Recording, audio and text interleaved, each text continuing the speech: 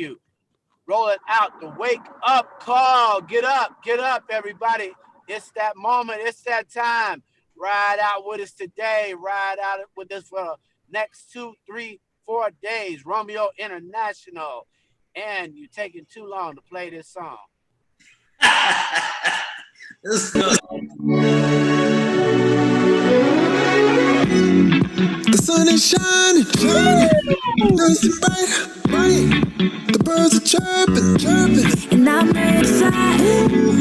Time to get ready for another day. No one can stop us. Oh, we gon' learn to play. Oh, every day we learn and play. We do our best, so we'll be great. Oh. You do your best, and I do mine. So let's get ready. Cause it's about that time. Good morning, you. Good morning, how do you do? Good morning, to be great. Good morning, to the way. Good morning, let's play. Good morning, start today. Good morning, open your eyes. Good morning, reach for the sky. Good morning to you. Good morning, how do you do? Good morning to you. Good morning, how do you do? Good morning. You see me on my grind. Woo, stars got to shine. I'm a supernova. Yeah, you see me taking over. Yeah, I'm on the move. I got a way to shine to it. So let me hear you say, every day we gonna learn and play. Hey, it's your day. It's Rolling Out AM coming your way. You got it. What you got to say? Here we are. Let's start your day the right way. The right way is to tune in to Rolling Out AM Wake Up Call with Munson Steve. Rome International here. Going in. You can't hear me? We can hear you, man. Let me tell y'all something, boy. We really love Rolling Out. We really love our supporters because we pulled a big audible this morning. Each one of us, me, Terry, King James, Munson, we both on opposite ends of the earth, but we here for y'all. Good morning, Shirley Jones. You know I love you. Shirley. What's going on? So we pulling it off for y'all this morning, man. We getting everything ready for Ride. Iris, hey my Iris, good morning back to you, man. King James. Iris. I gotta give my boy King James a shout out. He the true king. He the true King James. He came through in the clutch. It's the fourth quarter. He done took the ball. He going down the court. Shout out to King James, man. What's happening? What's going on, peoples? Come on, you know it's a morning, early morning. Watching the sunrise today. On my way, I'm riding the ride, into the cyber universe. Wow, that's what I call poetic. Hey man, as long as you riding safe, ladies and gentlemen. I want y'all to see these three men on this camera right now. These three men, we woke up for y'all. We here for y'all. We across the country for y'all. I'm gonna give y'all a great Thursday morning as we kick off Ride tomorrow, September 25th and 26th. So I hope you guys are ready. Ride Con. I was making say, where you riding to, Munson? I'm riding to ATL to get in my studio. So we got a lot of work to get done, and we're gonna give y'all the work. But we know it's a lot on y'all heart today, so I'm glad King James checked in because a lot of people upset, man. I don't even know what to say about it, man. But we got to focus on the prize, baby. We got to focus on the prize. It's Kentucky. Let's not all be surprised by Kentucky. It was a Republican who was leading the investigation. So why are we surprised? Just because your skin is black doesn't mean that that's what you support. So let's not be confused. Right. King James? Oh, okay, yeah. I just thought that nobody should have been surprised after the state of Louisiana, the state of Kentucky and the city of Louisiana put in a state of an emergency earlier this week. That was a portend of things to come, and knowing that the attorney general went to his grand jury instead of making a decision himself, because he has the powers to indict and to exonerate. So the fact that he went to a grand jury, and it was not just that, it was the way he presented the evidence. See, I knew that it was going to be slanted, and so therefore the grand jury can only consider the evidence that is presented, how it is presented. So we don't even know how it was presented, what part of the evidence was presented. And so therefore I'm not shocked at all by a person who has been openly campaigning for the, basically for the Republican Party of the turnout. So yeah, I'm not surprised at all. And I just, I found it kind of not funny, but I found it kind of funny that he sat there afterwards and wanted to lecture America about the city of Louisiana and the state of Kentucky, saying you don't live here, so you don't know how the laws are. Well, I thought they applied the same way in every state. I thought murder in one state is murder in another. He should have, So I don't know about you, Romeo. I don't know about your celebrity friends, because a lot of them spoke out last night. How does your celebrity friends react? It was across. You know what? I saw a lot of black celebrities sticking up for black women, and I saw a lot of white celebrities. They were really in shock, like you said. Like, we weren't surprised, but they were in shock, being the fact that. And I listened to it. Like, I turned on CNN, I listened to it, and I listened to this man say every single thing under the sun, but the right thing. And it made me question, what is truth? When it comes to the justice system, since it's supposed to be justice for all, what is truth? Well, facts don't lie, Romeo, but they can be manipulated. Definitely be manipulated. And I'll take you for a small example, as in the case of Bow Wow. We argued about that a couple of months ago, and I'm not trying to be funny here. Now, we argued about Bow Wow and his basically his ability to go and do a versus battle, about his qualifications. Somebody presented evidence that said he had 10 top 10 hits and 7 number 1 hits. Now, to the untrained eye, that looks like 17 hits. But to somebody who is trained, no, that's 10 hits only.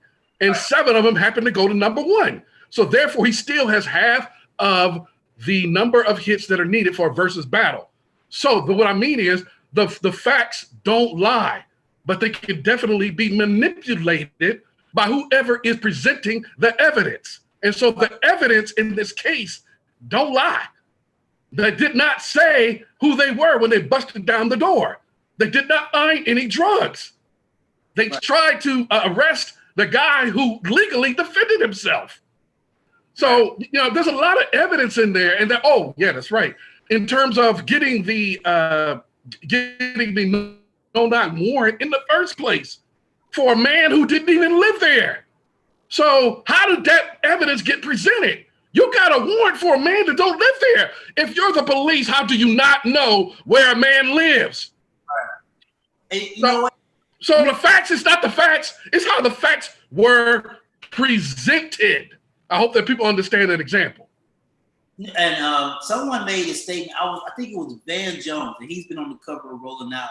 He said in the state of Kentucky, they have a no-knock warrant, they have a stand your ground law, and they have a license to carry law. He was like, how does that make sense? He said, that's a big powder keg right there. All 3 of those together literally don't make sense in one state. So you can no knock, and I can stand my ground and have a license to carry, but I can still be penalized for breaking the law. Interesting. Venice T is King James, Speak the truth, King. Tiffany Good says, what's going on, King James? Facts don't lie. Nathan says distorted perception. I'm curious to what that distorted perception is, Nathan. But good morning to everybody on Facebook tuning in. Munson's on the road. He riding to ride, and I'm praying for Kentucky, man. I literally stopped and prayed. My whole family stopped and prayed for them yesterday. Yeah, we all need to pray for Kentucky. I mean, we definitely. I said my blessing. I bless the state of Kentucky and the city of Louisville. I bless them all with love right now. The citizens and the people in there. I bless them and the government. I bless them with love because I'm not going to throw any more hate out there than it all is right now. I bless America with love. We need to pray for America because it seems to be on the precipice of something historical, but not necessarily in the positive. Right. And so we need to basically right now, we need to contemplate what we are, who we are, and what direction we're going right now. Because of the fact that, it seems that there are two sets of rules and laws in America, one for Caucasians and another for everyone else, particularly for African Americans, because some of these things that are going on in America would not be tolerated. Matter of fact, we know they wouldn't be tolerated. We've seen videos. Munson, we've seen videos all the time on YouTube of white people fighting the police and living to tell about it.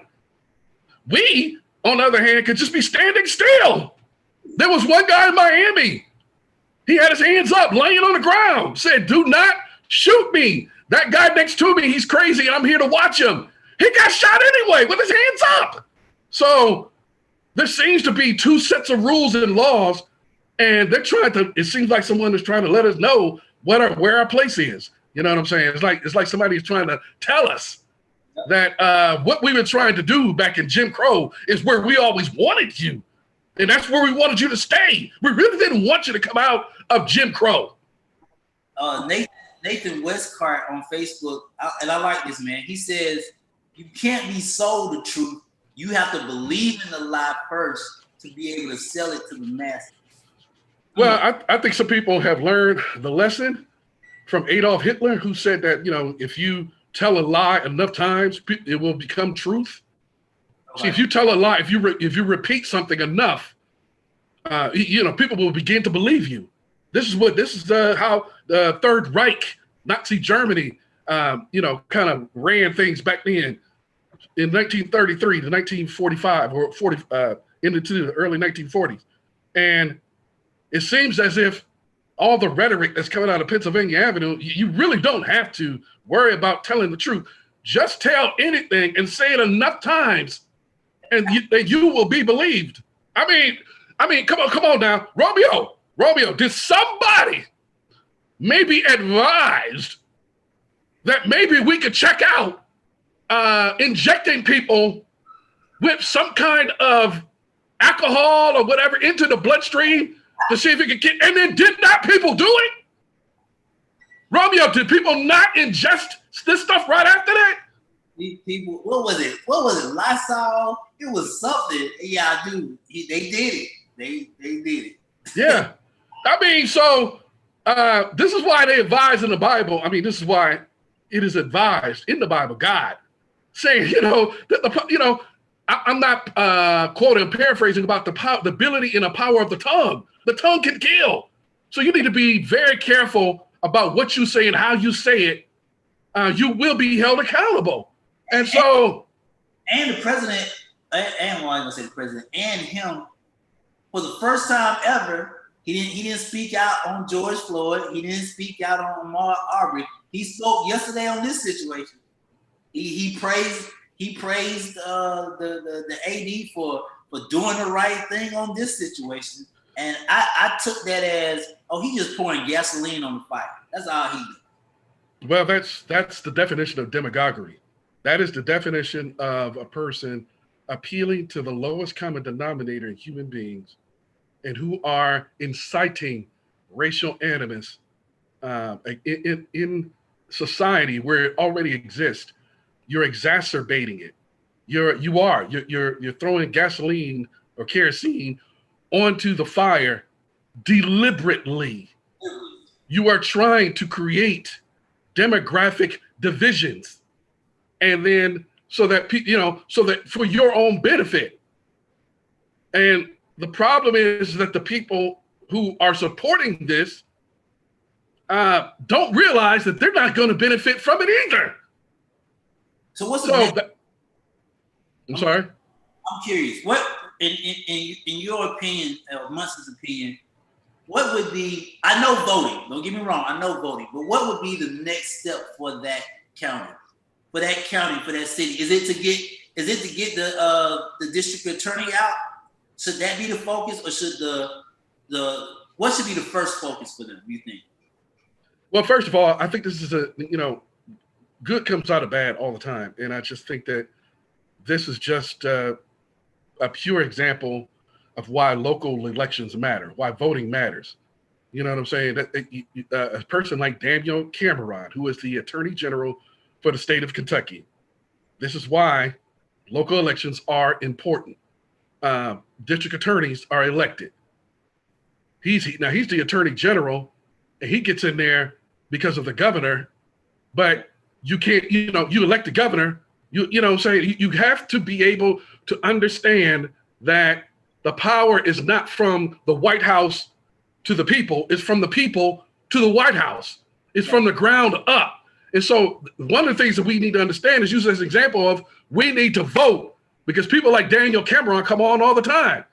Woo! So it's gotten deep up in here, and that is why we need some woosah, and we have it. We have woosah on the line in the form of the organic flow. Hi, Carrie.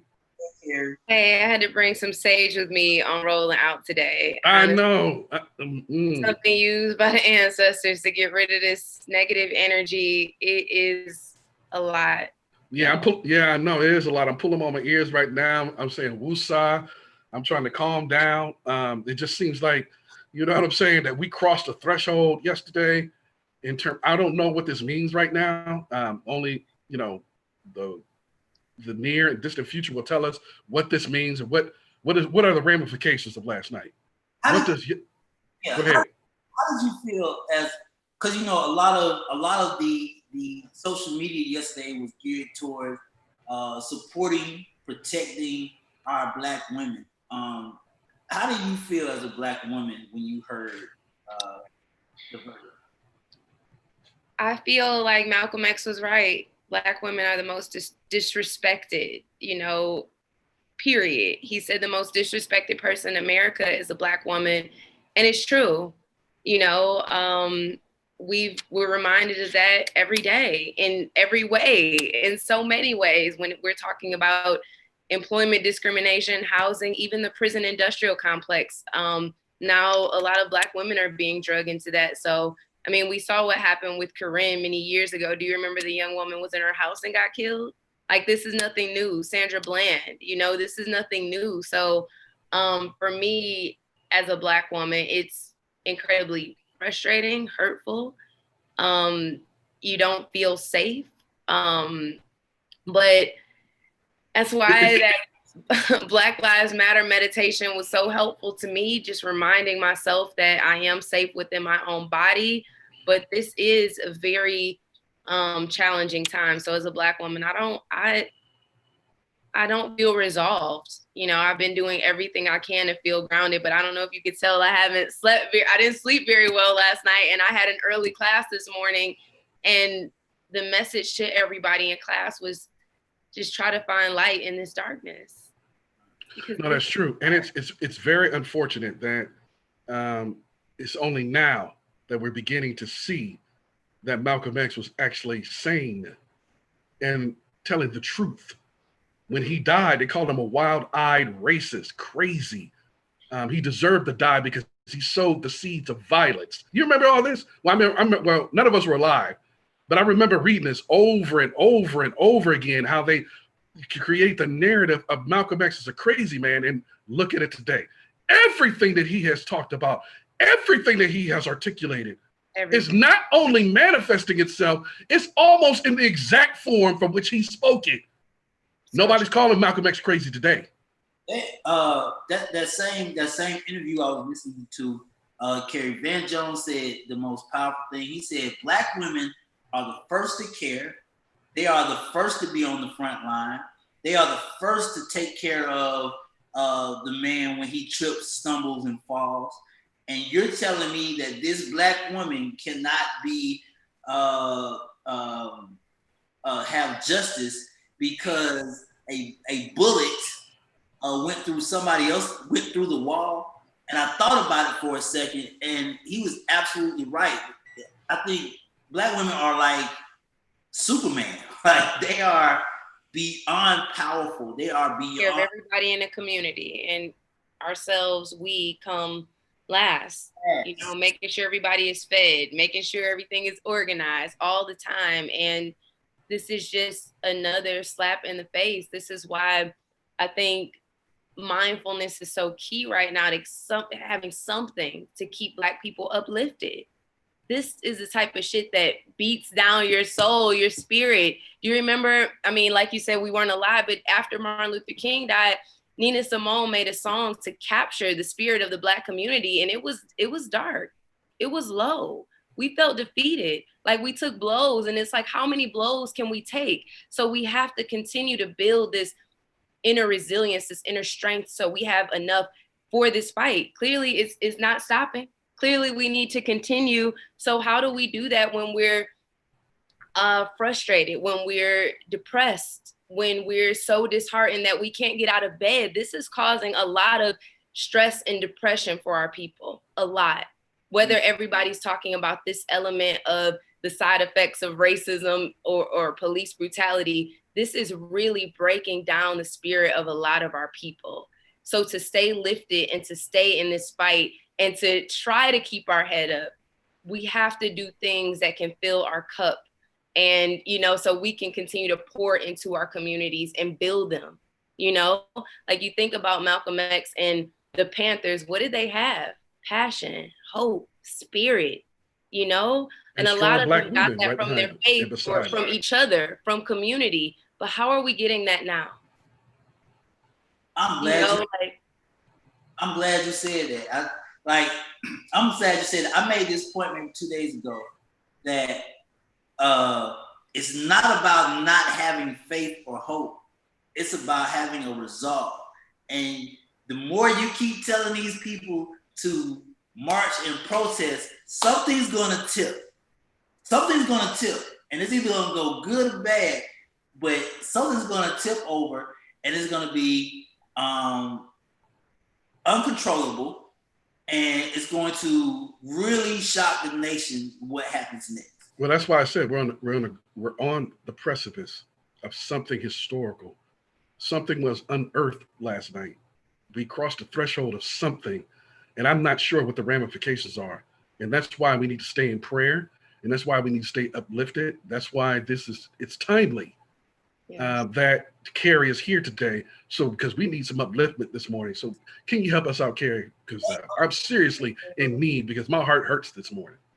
Same. Other than the sage, I also have some Palo Santo, which is some ancient wood that also is good for clearing the space, clearing the negativity. So I would say, everybody, get your Palo Santo, get your sage, get you someplace comfortable where you can get grounded and tap into your inner light, your life force, your breath.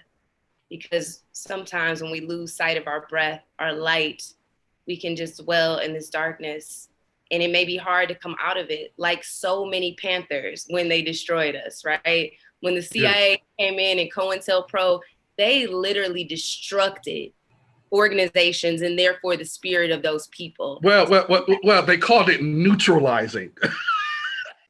Right, basically dismantling, breaking down, breaking like Jim Crow did, right? They did this to us so intentionally and effectively. So we really have to do stuff to keep ourselves lifted. So I am really happy to be here with you guys, and I'm really hoping that all of us can take some time to sit today even with your eyes closed for a minute or maybe just 2 minutes. We should be doing this anyway, every day, shouldn't we, Carrie? Absolutely, every day, to see your light. This world, these laws, and the way they're applied will try to tell you that you aren't light, that you aren't loved, that you aren't worthy. But when you meditate and you spend that time with yourself, you start to realize that you are. That is the empowering part, to give us the power we need to keep going on this fight, on this freedom struggle for Black liberation, and especially for Black women. So let's just take a moment here to do a 1-minute meditation. We haven't done this in a while together. And you might find that today, especially, your mind is racing for solutions, for answers, for some resolve for justice. But see if for just 1 minute, you can let your mind rest. Close your eyes and take a moment to tune into your divinity, your inner light, your inner resilience. Let's go ahead, sit up nice and tall. Straighten your spine. Allow your eyes to close.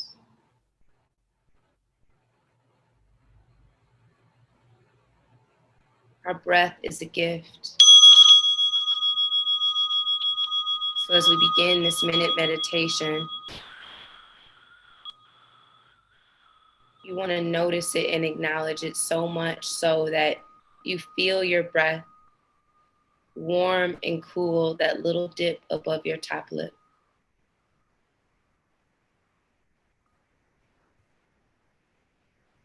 So there's not a breath taken that's not noticed and that's not appreciated.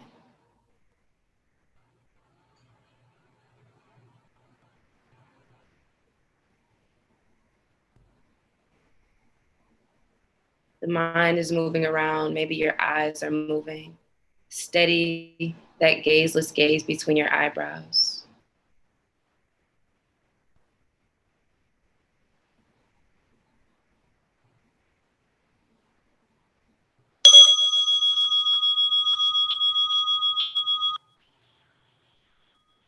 Slowly start to open your eyes up.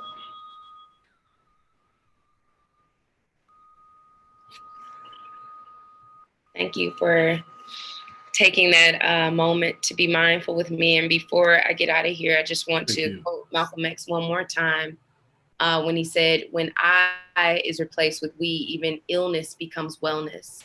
So we as a community need to come together to support each other's healing through this.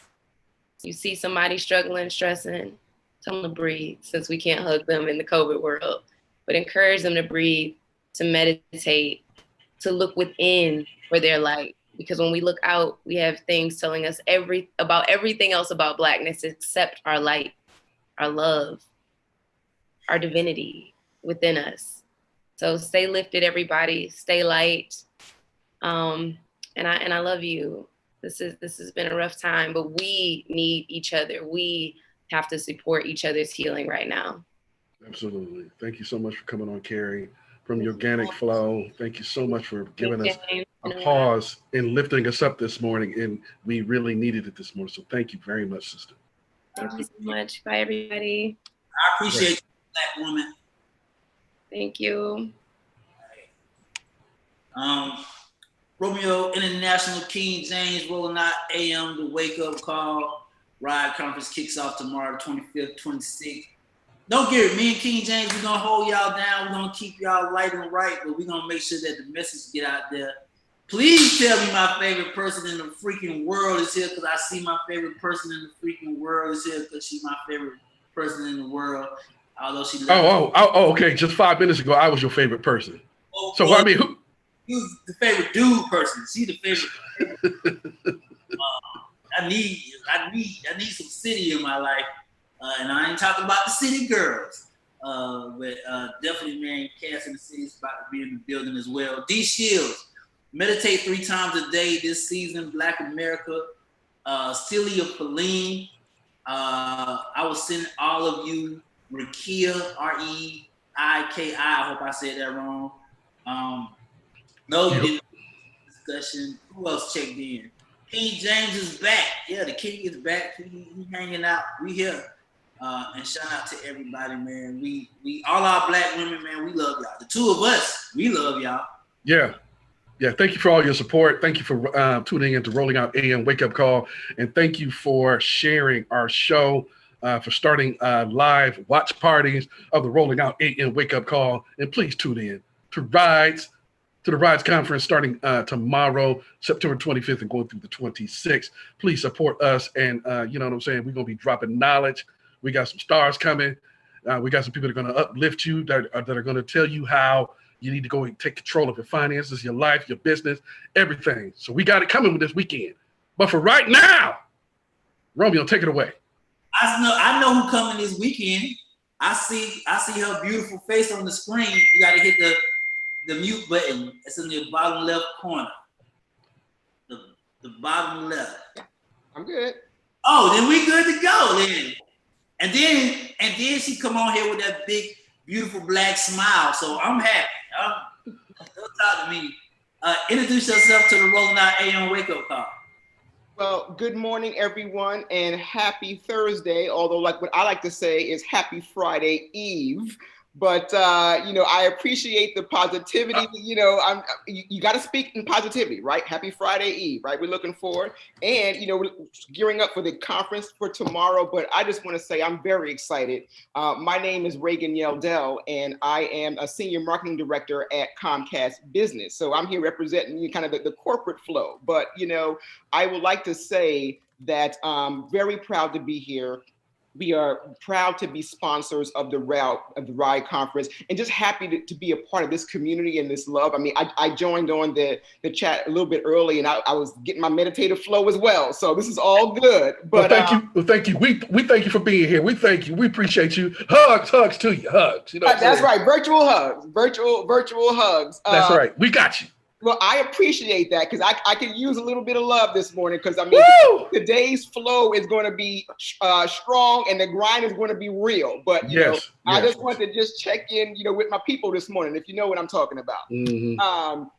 But really quick, from I'm here representing Comcast, right? And so when people think Comcast, you probably think, oh, the home TV, the home internet, and things like that. But Comcast is so much more than that, right? I mean, we own NBC, Universal, Comcast Spectacor, which owns the Philly Flyers, and we also are part of Comcast Business, which is here what I represent. So, and Comcast Business has a long history of providing the power, meaning the internet power, behind a lot of the small businesses in our community. And this is a responsibility that we take very seriously. So, as part of that, it's not just about, giving them connectivity and making sure that these small businesses have what they need to prosper. We also, are very dedicated to our Black-owned businesses. I mean, you don't hear about that a lot, but there are things that we do, like, supporting conferences like this.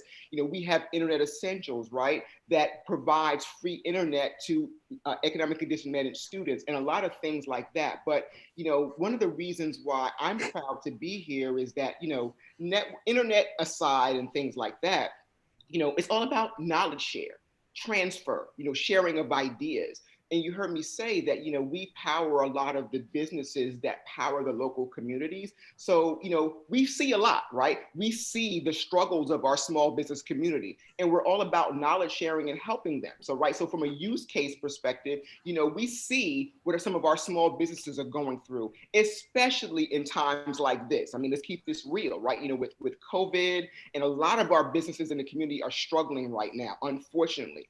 A lot of our businesses didn't get stimulus money, right? Let's call real about that. So we at Comcast Business looking about what can we do to help from a knowledge share perspective, just attend conferences like this and say, what, forget, the monetary aspects of this. What are we seeing in the communities that can help, right? So I'm excited to be on a panel tomorrow, right? The 11 o'clock panel around leveraging technology to build your brand, because a lot of our small business communities, they're just kind of going it alone.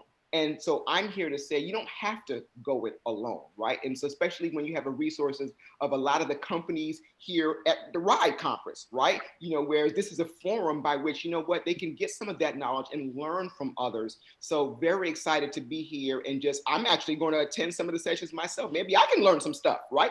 It's all about, continuous improvement. So not only am I going to be on the panel, I'm going to be a participant. I'm going to learn some stuff. So, very excited about that, and very excited about the opportunity to be a part of this knowledge flow.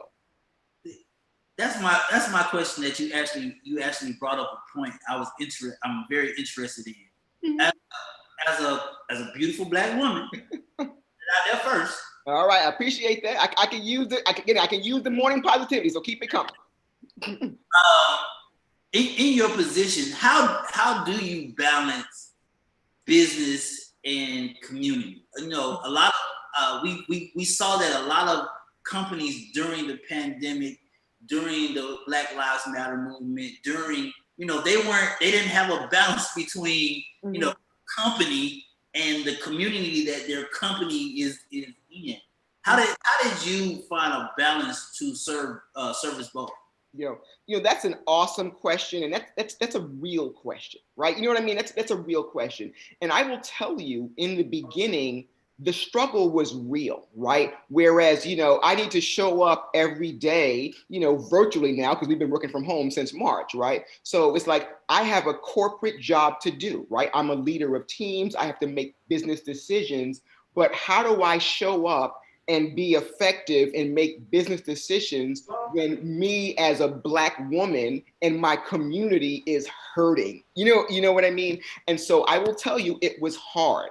But fortunately, I will say that the folks that at Comcast have been very, very understanding, of that, and just acknowledging that, hey, our Black employees are hurting right now.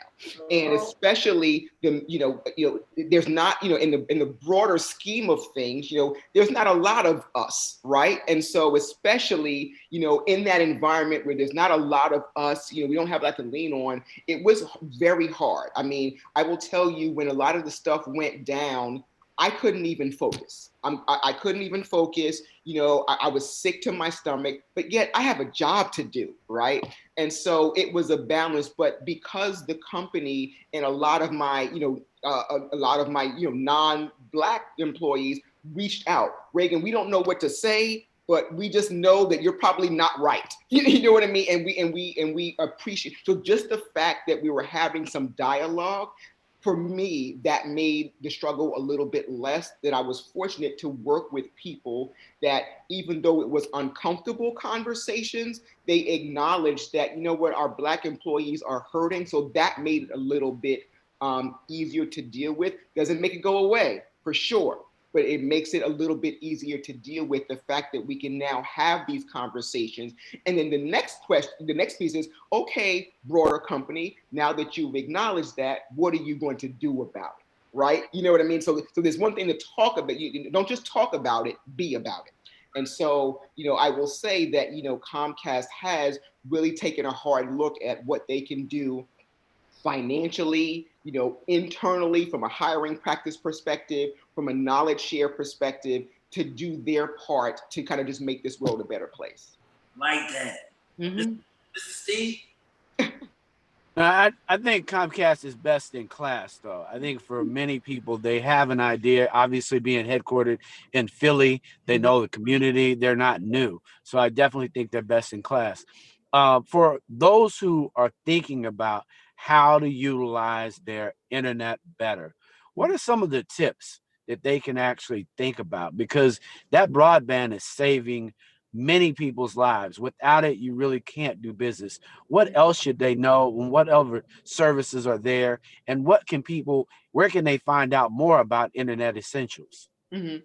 Well, thank you, Munson, for bringing that up. I would just say that, a lot of small business. So I'm going to answer you two ways, right? I'm going to talk to you from a small business perspective, but also just from a personal perspective, right? So from a small business perspective, or even a large business, right? You know,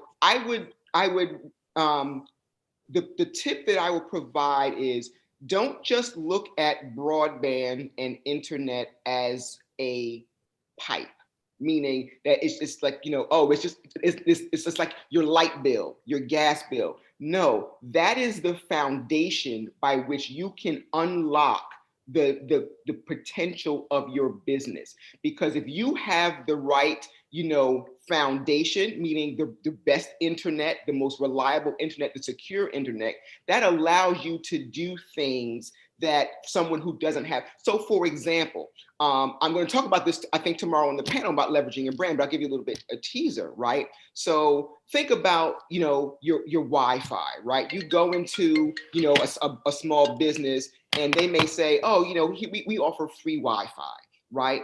And most businesses, not most, some businesses offer free, you know, my hair salon, right? Where I go, they have free Wi-Fi, but they're looking at the Wi-Fi as just a utility, right? They see it as I pay my light bill, pay my gas bill, my water bill, my internet bill. But did you know that with the right Wi-Fi, that can unlock, you know, customer data, right? Whereas everyone who comes into your establishment, right, we are no longer anonymous, right? Whereas you can start mining that customer data, right? To not on a personal level to get to be, you know, creepy, but you can say, oh, you know, these are how many people come into my store at a certain time. These are how many people walk past my store at a certain time. So it's using the power of the internet and Wi-Fi to extract customer intel. When you have customer intel, you can market better. You can be more cognizant about the services you offer. That helps grow your business. All because you've changed your thinking and don't look at your internet as a utility. No, look at it as a way that you can unlock brand potential. That's just one example. And people didn't know you can do that. You can do that, right? When people, if you have Wi-Fi and if you have the right, you know, kind of a framework for that, you can monitor traffic flows. You can monitor a whole bunch of things, right? A lot of, and don't fool yourself. A lot of bigger businesses do that, right? You don't think, you know, when you roll through, you know, a McDonald's, they're not tracking you. They absolutely are. But small businesses can do that as well. And when you do that, it actually levels the playing field, because sometimes small businesses think, oh, I can't compete with the bigger businesses. Yes, you can, because technology is a great equalizer. It really is. So that was a long-winded answer, but you know, I get excited talking about this stuff. So no, we need all those answers. We need all that information. I think mostly for us, we want to thank you and Comcast for coming on here at RideCon and definitely sharing knowledge, because giving our community access to information and talented executives, so that a young sister, whether she's at Howard, Spelman, or Clark, or just starting her business, say, you know what, that's my cousin. I can see her. She looks like me. You can only be what you can see. I was so having getting ready to say that. I was getting ready to say, because I mean, that's a model that I hold true. They will be what they can see, right? You know what I mean? I saw it, right? I was fortunate enough to see people in my family and my community that, oh, well, they're in, you know, this, I can do that, right? And you're exactly right. They will be what they can see. So I'm proud, you know, to be a part of this conference, and thank you for, you know, the connections you made, Munson, to get Comcast on board. Well, we're working on it. You and I got to go and grab it, but I really look forward to doing more labs with you, because we need to share how to leverage. And I'm not just saying it. Comcast is best in class. They have a true connection. Saw well in advance that Internet Essentials was a key component, and that broadband and internet is a civil right. And that someone needs to be able to provide it to our community, so that our children do not suffer and are able to actually connect. And right now, without it, I don't know where we'd be. Indeed. So thank you. Before you get out of here, I gotta ask you one more thing. I definitely want to empower all my Black women today. Any thoughts on the decision that was made the other day in regards to Breonna Taylor that you would like to express? You know, I gotta keep it light because I'm here representing my corporate hat. But you know, it's the whole situation. You know, as you know, it's just very unfortunate, right? And it just makes me sick that it's even come to this. But you know, if I'm understanding what the answer you're talking about, you know, I'm encouraged. I think you said that they've indicted some folks, right, for that. And I think in all fairness, Yeah. at the end of the day, we have to keep our eye on the prize. Yeah, absolutely. We have to continue to move. I don't want anybody to get caught up at this moment in one moment. Mm-hmm. We knew where it was. We know what Kentucky is. We all need to keep our eye on the prize, register to vote, stay in the streets, and stay in a movement to move our community and our country forward. So I do want to thank you. You know, you are representing our community, and we just want to send love to everybody at this moment of challenge. Thank you. So see you tomorrow at Ride. Yes, you will. Yes, you will. So thanks so much. Keep doing what you're doing. This is awesome. Okay. Thank you. Okay. Ladies and gentlemen, make sure you tune in to Ride Con 2020 going down tomorrow, September 25th, September 26th. We're going to be live all day, all night, all late night, all early morning. Comedy. 24 hours. 24 hours. 24 hours. We're going to roll out. Somebody's going to be up and you're going to be hanging out with us. But for right now, we're about to jump into, like I said, the three fellas. We on opposite ends of the world. Muncie Steed is on the road. Romeo National is across the seas. And King James is holding down the ATL. And we about to go into the social report provided by rollingout.com in regards to Ride. So let's tune in. Let's get ready for that, man. Plus, Cass in the city is going to be from, I don't know what city she's in right now, but everybody's going to be checking in from somewhere. Yeah, because she was supposed to have checked in already. You know what I'm saying? I don't know what's going on. All right, Terry. It's rough in these streets now. It's rough in these streets. So she going to miss this one. I know she loved this. So Rolling Stone has crowned Beyonce's Lemonade album the greatest female album of the 21st century. The greatest. What? Oh! Thank you, Lord. Oh! Woo! Welcome. Good morning. Welcome. Is that Beyonce? I think it is. Is that Beyonce? I think it is. Hey, Beyonce. And good morning, Cassidy. I always had confidence that you were coming on. You know what I'm saying? Some people were sweating it. You know what I'm saying?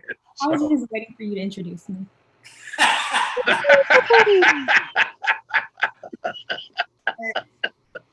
Hey, I miss you, Applehead. I miss y'all too. What did you say? I'm here for Beyonce. First of all, I said me. Don't add them to my compliment. Let's keep it. Oh boy. Well, he's a little feisty this morning, ain't he, Cass? I mean, he need to calm down a little bit. What's going on? You know, it's that pre-ride energy. Ride. Let's ride. So yes, Beyonce's Lemonade is the, which makes Cassidy overly happy, the album of the 21st century, according to Rolling Stone. And I will say, I think that's the first album I saw actually turn into an actual story. It was kind of like a movie. A visual. Yeah, movie visual album from beginning to end. So it was definitely unique and powerful. And also, I also appreciate the fact I took a lot of heat on this on Facebook for elevating Beyonce above other historical artists because she actually took political stances. I mean, what she did at the Super Bowl was astounding. That was a breathtaking, spectacular display of Black girls, not only Black girls rock, but just Black people, period. I mean, they look like the Black Panthers. I mean, she slayed it. And so I appreciate Beyonce, not just as an artist and a musician, but as a human being who was willing to put herself out there for us. And also, Romeo and Cass, this also represents Black girls do rock. Because as you know, your girl Megan Thee Stallion also made Time's 100 most influential people. Yes. So, Black girls are doing it right now. You know what I'm saying? What you got to say about that, Cass? Definitely. Shout out to All the Black women right now. It's definitely Oh, wait a minute. Black women from Houston, right? right. Black women from Houston. Yeah, Beyonce, Megan, both from Texas. They represent for sure. So definitely a big moment for, women out of Houston, but Black women in general. Yeah, exactly.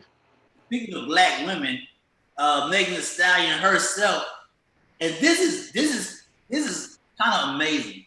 Nah, this is more than amazing. She ties Lil' Kim as the 4th female rapper with the most total weeks at #1 on Billboard. Now, I want you to hear what I'm saying. Out of all the female rap artists, Megan Thee Stallion, what you say, Cass? What is it, about 2 years, a year? A year? Like a year. Yeah. That's, yeah. Like Megan Thee Stallion has leaped over the biggest mountain. She has tied Lil' Kim 4th for #1 singles on Billboard's Top 100. And that overlaps every single female rapper, not taken away from them, but that overlaps every single female rap artist that was been out before her. That's amazing. So shout out to her. Yeah.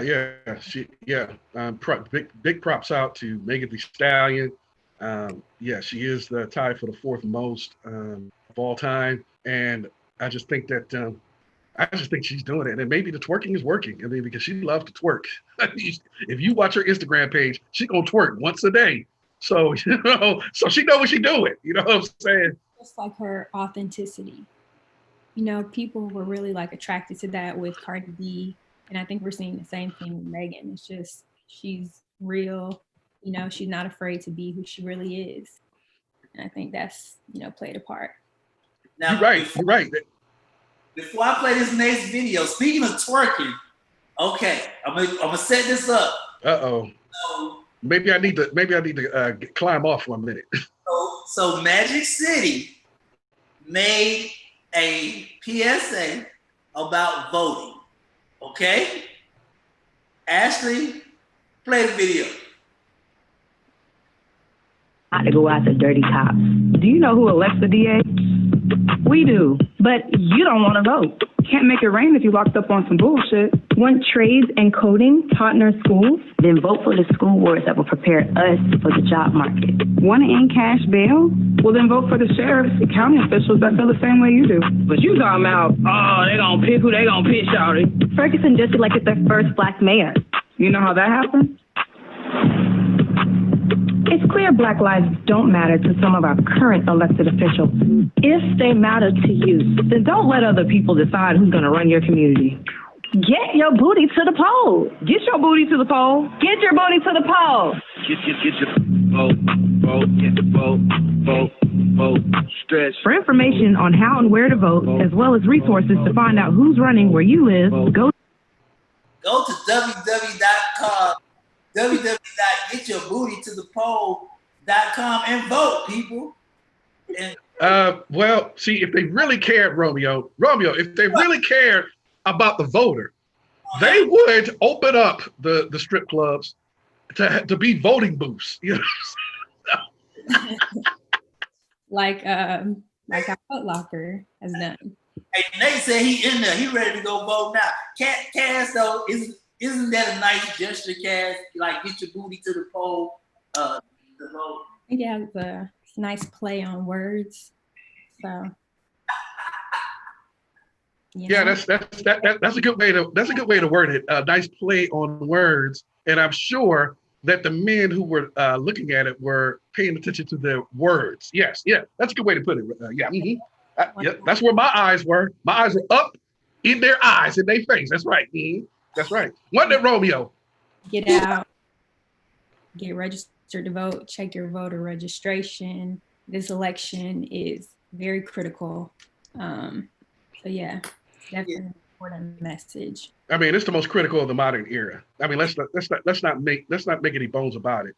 And we have a president who is already thwarting the democratic process by saying that if he loses, there will not be, for the first time ever in this country, a smooth transition of power. So he's already stating that he's not going, he's not leaving. Well, this is repugnant. This is repulsive And so and the fact is that it's not one person, it's not him in the White House. It is the deafening silence of the people who say they love America. Right. They say they defend America, but yet they allow one man to usurp our democratic processes. I don't understand how they can just stand there and say nothing. But before I move on, oh, my bad. I didn't mean to go off on a tangent. Let me step down from the podium. I really would like to hear Cass's voice on the decision that was made yesterday. I really would like to hear Black voice, because I watched it, and even though King James said earlier, Cass, that we shouldn't have been shocked and surprised, I was shocked. I was surprised as hell. But I really want to hear your thoughts. I mean, obviously, it's just heartbreaking, to see. We've been talking about justice for Breonna Taylor. I believe they said for 194 days.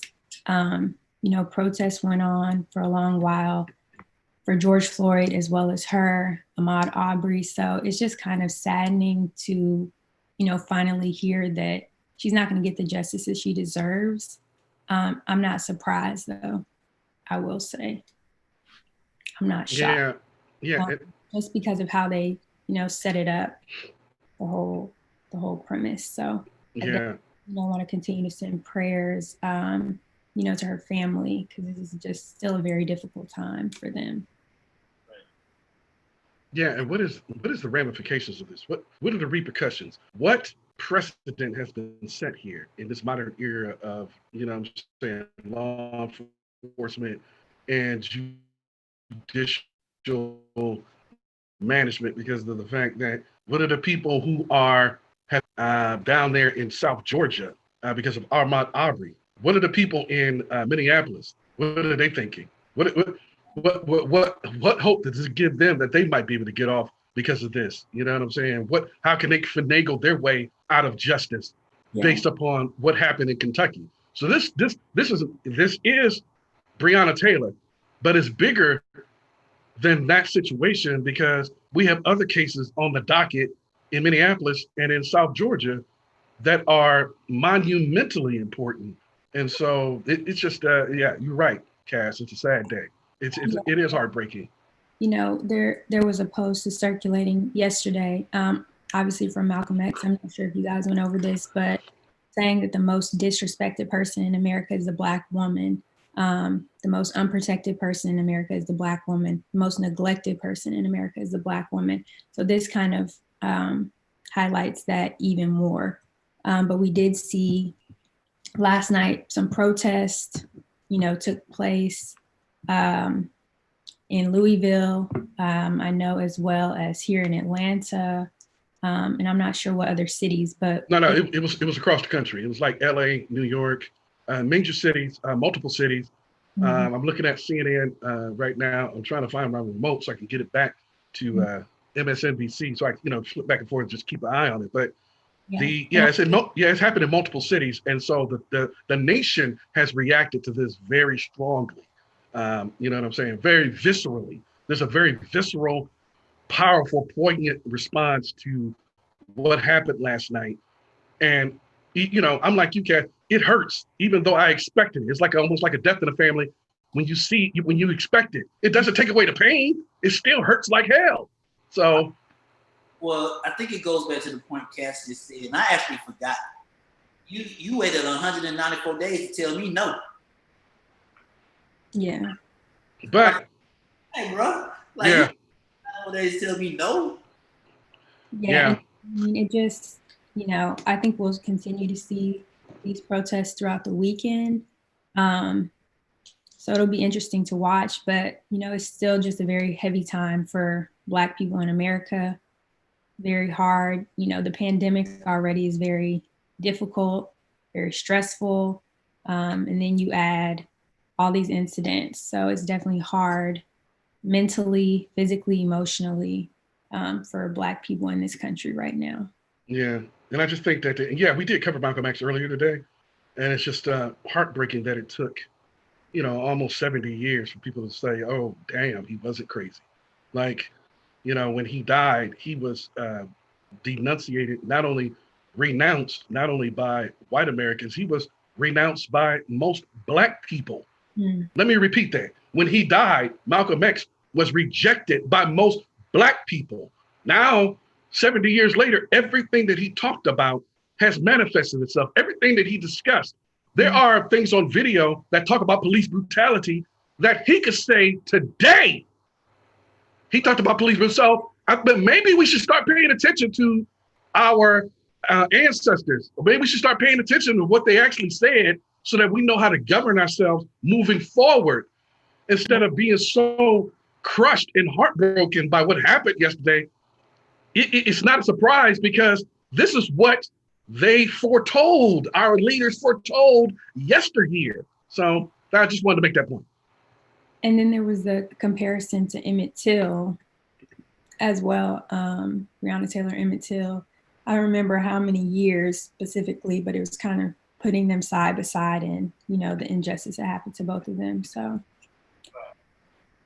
Yeah, it's just it's a sad situation that we have to reconcile and we have to basically build upon, because we have to use this as a pot, as we have to use this as a positive. Yeah. Because it's further opening our eyes to what really is. And then we can move forward based upon that premise, that foundation, and not some false premise of what we hoped or thought that the situation was or what America was. We actually know what it is. So I think people's eyes are being opened in 2020 about what's going on and where the country is right now. And both of you guys are right. Before we move on, this is what I'm afraid of. This is what I don't want to happen. I don't want to tip. I don't want the bottle, the glass, the water in the glass to tip over, right? Because elections is coming up, and now, like Cass said, is this happening, that happening, pandemic, something. Now you regardless of what anybody says, you place people at a tipping point. And wherever that tips over, good or bad, is going to be, I think something that's major is going to happen. Because you can't keep, like our ancestors, you can't keep pushing somebody before they push back. And I know that for a fact. There's only so many times you can push somebody before they push back. And I don't want us to push back and it becomes something totally outrageous. That's what I'm concerned about. That's really what I'm concerned about. I thought it was going to happen during George Floyd, but I think if anything else happens after Breonna Taylor with the election, when's the election? In 3 weeks? 4 weeks? It's coming up in some weeks. We're in September, so November 11th, I believe. So a couple weeks. But you understand what I'm saying? Like if anything happens after that point, I don't know which way this world is going to go, to be perfectly honest. Yeah. It's definitely, like I said, it's one of those moments, just every as it comes. Yeah, we're in precarious times right now. So I just think that people should pause and not respond harshly or, without thinking things through. I think right now, last night, people are reacting, and that could be dangerous because you're allowing other people to pull your emotional card. So I think that we need to respond with thought and move forward purposefully, right? And not just allow people to jerk us around with our emotions by doing this and doing that, or saying this and saying that, and that gets us in the streets. I mean, we should never stop being in the streets or stop being in the struggle. We should never have stopped. So that's a problem right there. So I just want to admonish, or I should say implore our people to move with deliberate speed and not something that is we're going to regret as we have in the past. And just on CNN, 45 just announced that if he does not will win this next election. He will not commit to a peaceful transfer of power if he loses. No, that's exactly what I'm saying, and I can't because I can't find my remote. I was trying to keep an eye on that, but you know how it is when you get thrown into the mix. You can't find stuff, but I know that he has said that more than once, and he did say that yesterday in terms of if he loses the election, he pretty much already knows that he's losing now, and so he's anticipating in advance. That's why he's trying to inauthenticate the election and mail-in ballots because he's trying to give himself an out. And so yes, he's already and this never happened before in the history of the country, but this is what we collectively elected, either by voting or by not voting, because when by your silence, your tacit agreement, you endorse. By your silence, you endorse. So those who stayed home, you also elected what we have right now by staying home and not being a part of the process.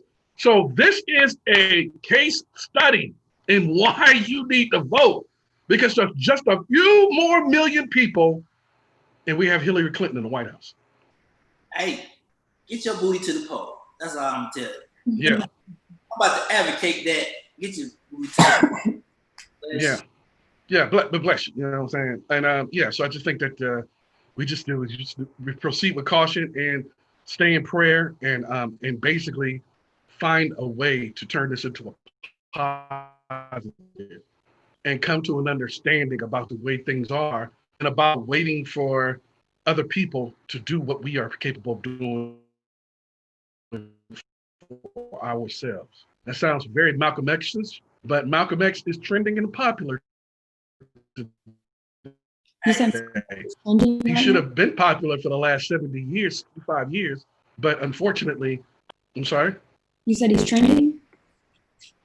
Oh, no, I'm talking about he's trending on Facebook. I saw the same thing you saw about Malcolm X. And so 65 years ago, well, I'm sorry, 75 years ago, however it is, I'm not good at math. He died in 1965, February 21st, 1965. So 65 and 2020, that's it. Yeah, 65 years or whatever. Anyway, it doesn't matter when he died. It's what he said when he died and what he represented. And so, yeah, he's trending on Facebook and other platforms in terms of people are going back to what he said to let you know that this is nothing new and that we need to prepare for tomorrow, because tomorrow belongs to the people who prepare for it today. So, waiting for others to do it for you, we can see is not a formula for success or happiness. So we have to do it for ourselves. Romeo? Speaking of transfer of power, I found this socially. This was trending. And it's the most craziest thing I saw. So check this out. Oh, I'm going to mess up the name, whatever. A Chinese billionaire has been sentenced to 18 years in prison for writing an essay criticizing the China president, Xi Jinping. He has been sentenced to 18 years in prison for criticizing the Chinese president, a billionaire. Yeah, well, this is what happens when you have a communist, I believe they're a communist country. So, everything is controlled by the government in China. I don't even think the media, I think the media has, I don't know, it's a lot going on over there. I don't think they have freedom of speech and things like that. So yeah, but how much do we have it over here? And how close to communism and socialism are we already are? Because we've seen the people who have spoken out against this president and the price they have paid for speaking out against this president, especially the ones who worked with him and then came out and told the truth about him. What price have they paid? And then they're talking about criminalizing activism in this country. And then they're going to weaponize the laws against activism.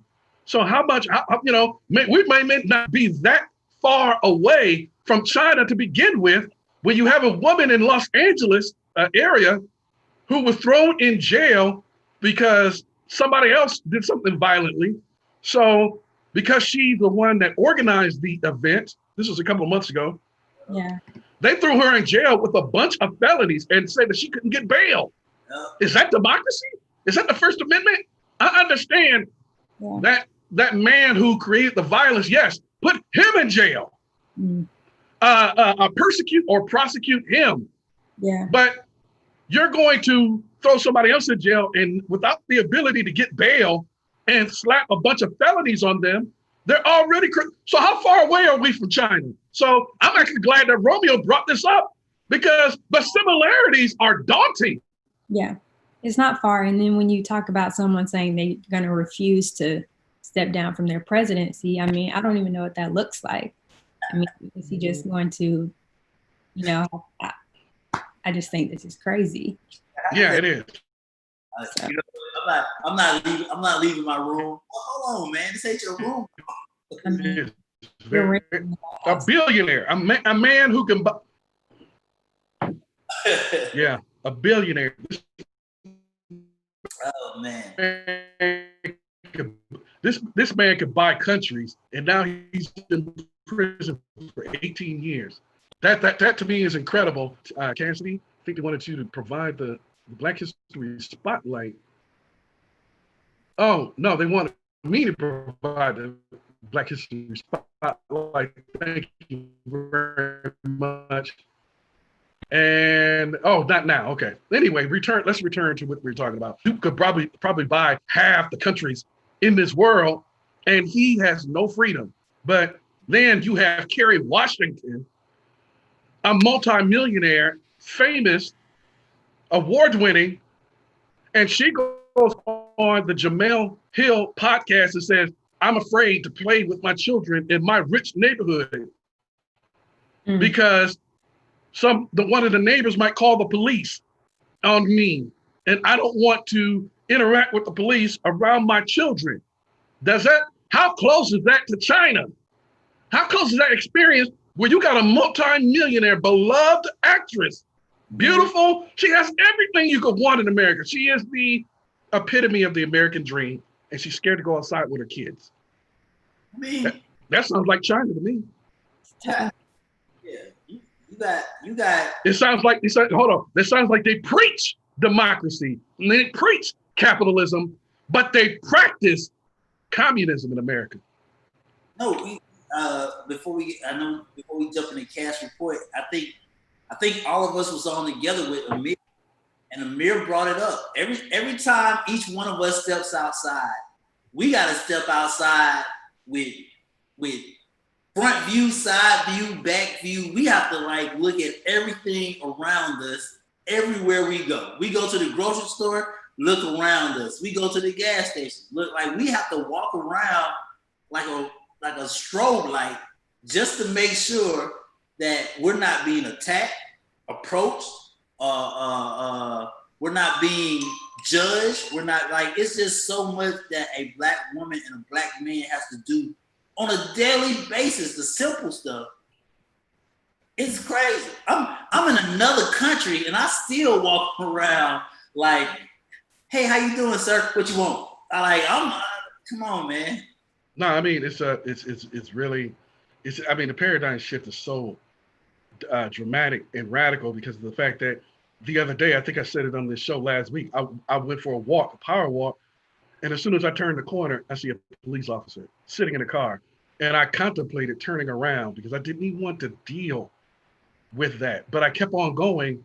But the fact that it even came to mind, the fact that I stopped in my tracks, just because there might be a misunderstanding where, as Richard Pryor say, oops, are we broken? Are you allowed to break a Negro?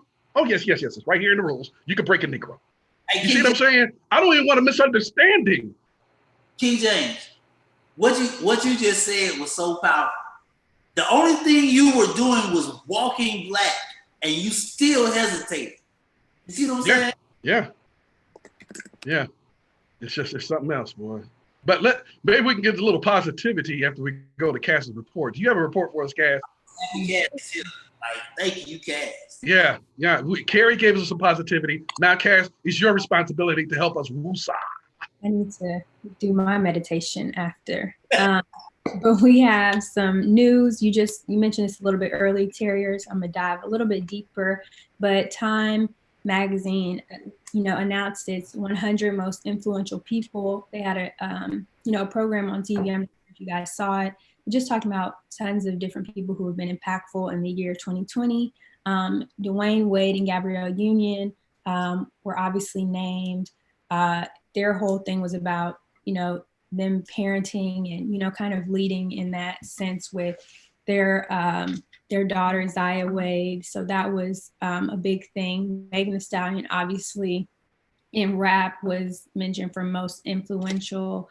We also had some athletes on there. I think The Weeknd was on it. What'd you say, Terry? I think The Weeknd was on it too. And was on there. They obviously had Dr. Fauci on there, who is the top infectious disease doctor in the country, and tons of other people. So if you get a chance, go check that out. And there was tons of people you may not be familiar with who are doing incredible things, in the world, philanthropists, educators, to nurses and doctors and things like that. What did Boosie say? Who? Boosie. Boosie, what did he say? Yeah, well, you know how Boosie has, been coming out. He's been talking about Dwayne Wade and his children. I just want to know if Boosie had something to say on this. I don't know what Boosie said, but I'm not. Shout out to Gabrielle Union and Dwayne Wade, okay? There, Boosie. Okay. Not this morning, Terry. Okay. Well, I mean, you know how you get. Never mind. All right. I'll leave it alone. That's why we need Cassidy. See. Let's move on to the next. We have some news about the Billboard Music Awards, which is coming up in October. Obviously, this was supposed to happen in, I believe, March or April, but obviously due to the pandemic, it has transformed the entertainment industry and award shows. So as far as nominations, you had Lil Nas X and Lizzo were, big up there on the high list of people who were nominated. Lil Nas X, 13 nominations, Lizzo, 11 nominations. Khalid had, I think, 12. And also Kanye West, which was a big shock. He's kind of leading in the gospel category music. He had 9 nominations for his album and some of his other work. Jesus is King. Obviously, if you're a Kanye fan, you may have listened to it in like gospel music. So yeah, there's definitely a lot of nominations in those categories, but definitely check it out. Obviously, this will be happening in October.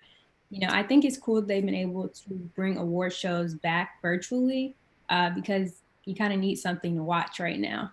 Get your mind off of things. So I think it's been cool they've been able to work out the virtual aspect of the award shows. So it's been cool to see from like BT Awards and some of the others. I thought the Emmys did great. I love it. Honestly, watching it and how they had Jimmy Kimmel hosting and they like were going back and forth between the audience, I was like kind of confused first. And I was like, okay, this is last year, but they edited it so perfectly that you couldn't. It was like the laughs were on point, the claps. It was just right. And then having. Well, Oh, I was gonna say having the winners. I love the way they had the winners, even though they was in their own home.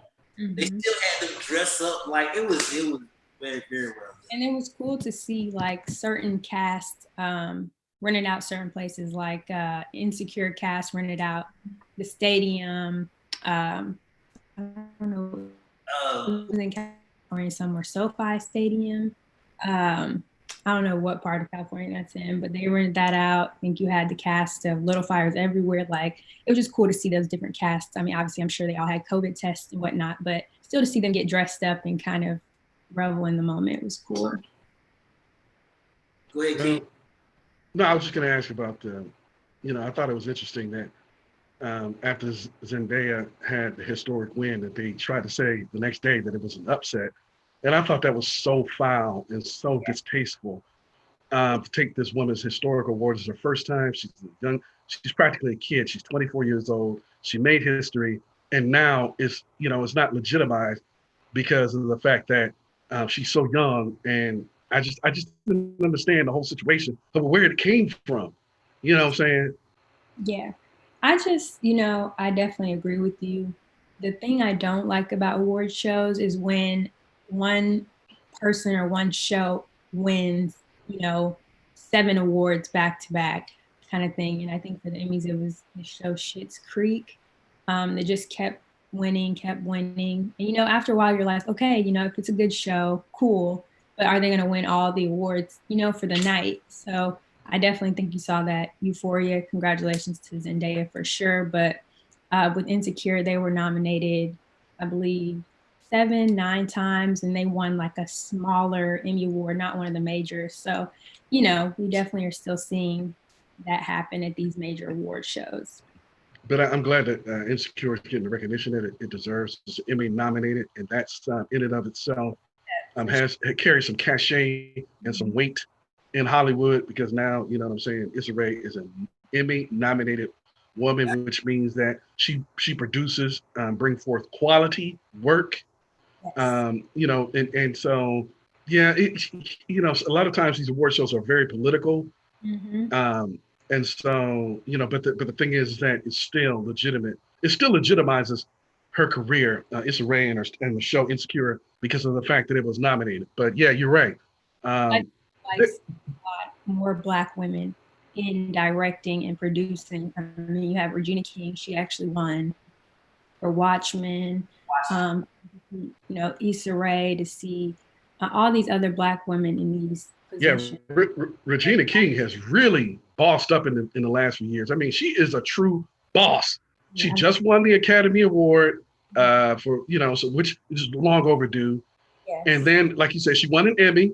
So she's just like Viola Davis, that rare instance where you win both an Emmy and an Oscar. And now they're talking about her as a director. She's already in the Oscar talk conversation for 2021 for the movie that she has produced and directed.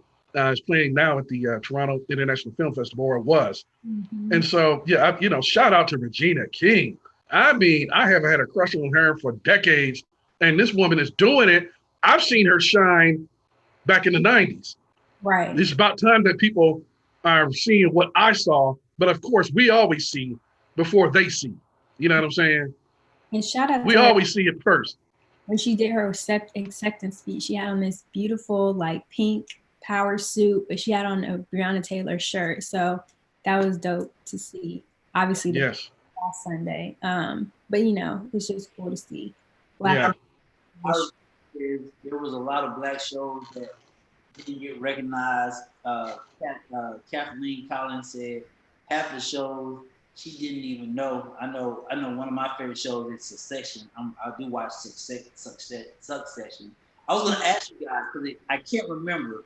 What is the Black Award show equivalent to film? I can't remember. ABFF, is it? Would you say the American Black Film Festival? Is that it? Not on the Emmy level. I don't think. When you're talking about recognition for Black, right? I don't even know if it's TV, but I know it's film. With the ABFF. I thought it was something else like major. Well, that's major. I thought there was something television wise that I couldn't remember. Maybe I'm thinking of the BET Awards or something. Yeah. We don't really have like we really don't have like a TV awards, because there's never enough Black shows to fill the docket, of an award show. But I understand where you're coming from. No, we don't have. Now that would be a dope creation. Sorry, we lost. Oh, thank you. Oh, Jesus. I'm about to get in trouble. Thank you, fucking Christ. Hey man, had to save the world, man. Okay, hold on. What have I been doing for the last hour and a half? You just rolled that. Man, come on, man. You know, I had to call at the last minute. I can't even find half the stuff I need. I need my water, my remote. Man, I'm discombobulated, man. Yeah, I'm good though, man. I'm chilling over here. My whole family is here right now. I had some time to get him a nice glass of water. I'm over here.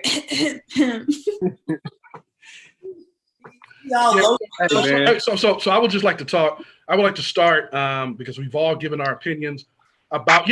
Thanks to the team. Yeah. Shout out to the team. We're all back together for the first time in several weeks. It's a good thing. This is a good feeling.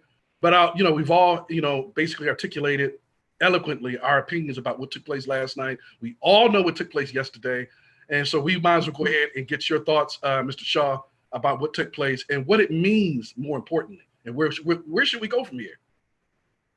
Yeah, man. It's, yesterday was hard, but it was kind of like I always tell people to look at the excuse me, look at the bigger picture when it comes to things like this. So you guys have to understand. So I want people to kind of do research on Louisville and where her house is. There was this big plan that the city was doing actually to get her land. Like Sarah, King, you know about this. It's this big plan that they're doing to kind of gentrify that community. And it was one street in this whole plan that they having issues with getting people off of this block because for whatever reason, it kind of, people, they own this property. They've been having issues. So for the past 6 months, police officers before this, they've been hitting houses over there, saying that they're drug houses. And basically they can seize property when they have they have evidence that it was some drug activity at a particular property. So Breonna Taylor's home was right in the midst of this elaborate plan to gentrify this particular community in Louisville. Unfortunately, she of course, she died, and you see the repercussions behind this. And there's so many things. I think, what's happening, so many heads are going to roll once the actual truth comes out as far as why they decided to do this raid, the time that they decided to do this raid. It's a lot of stuff to unpack with this entire case. Was I shocked about the decision yesterday? Not at all, but I was definitely shocked about how Daniel Cameron tried to basically lie to us and let us know, well, basically try to give us his take on why she died because her boyfriend allegedly shot. But here's two things. When it comes to that, now I'm not sure if you guys have already discussed, what the particulars of what happens when, I guess, someone shoots. The police they don't have the right to shoot her. Now, they have a right to shoot the boyfriend because they can say that he fired shots or whatever, but they didn't have the right to shoot her in particular. And they shot her, they say 5 or 6 times. They come up with different ballistic numbers, but it's between 5 and 6. So it's like, okay, what's the number? What's the reality of all of this? And man, it's just a lot to unpack.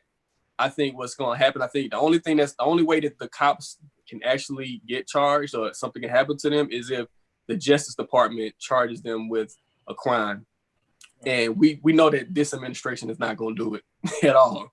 The only hope is that we can vote Agent Orange out, put Biden Harris in, and hopefully the Justice Department, the next administration's Justice Department, will look at this case and file charges. So that's the only hope moving forward, because Daniel Cameron is not going to do anything else. Otherwise, these cops are going to pretty much get away with murder. I have a question because I was from listening yesterday. I actually pulled the AR shot. I set my ass down and I said, "Let me hear this man." He said something about. He said that her boyfriend and her were in the hallway. I remember they were in the hallway, and the first person came and shot a certain number of times. Second person came and shot whatever amount of times, and then the third person whatever. So I was confused because I'm not sure how big people's hallways are. I know how big my hallway is. And for that amount of bullets to be going in a singular direction shouldn't both be deceased? I mean, in common sense wise. So that story alone shows that there's something not being told. Because I thought she was in bed at first. Yeah, I just wow. Yeah, there's a lot to unpack, as has already been said, and so I just think that there were just some inconsistencies and some dishonesty. I thought there was some lying going on that should have been probed stronger and harder. Here's a good question. Randy Fling, who has an associate, and their question is this: the officers were sent in as part of their job, were fired upon and returned fire. What is the actual crime they individually committed? Innocent bystanders can get hit, but it's not murder. What law did they break? Why is anyone surprised the officers were not indicted? Okay, let me take the first crack at this, and then we can go around the circle on this. Number one, there's inconsistencies as to why they got the no-knock warrant in the first place. How legitimate is the no-knock warrant? Number two, it turned out to be the wrong home. So the drug dealer didn't even live there. The suspected drug dealer didn't even live there. That's number two. Number three, when you get a warrant, you have to be so sure that you have probable cause that the place that you're about to go into, that you're going to find evidence of a crime. Now, maybe I'm a little slow. I sat in the back of the class, but I found out afterwards that there were no drugs found at that place. So how legitimate was that warrant?